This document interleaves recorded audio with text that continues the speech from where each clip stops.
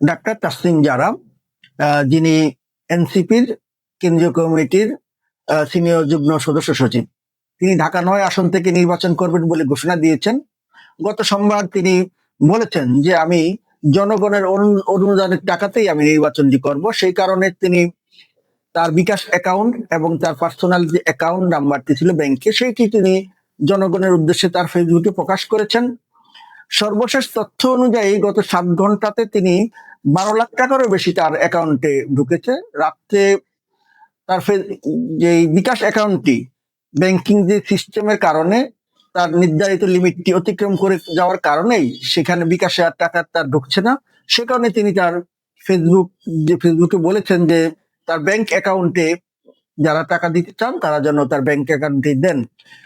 তিনি তার নির্বাচনী বাজেট ঘোষণা করেছেন 46,93,580 টাকা।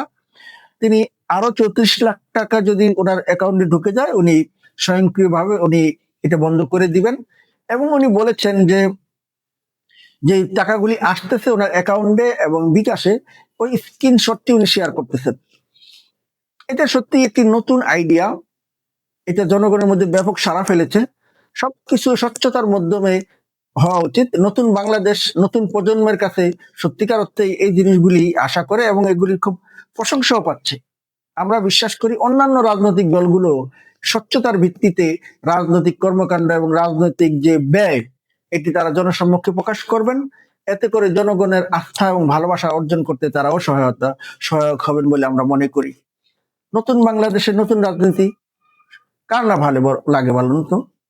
আমরা এটাকে সাধুবাদ জানাই।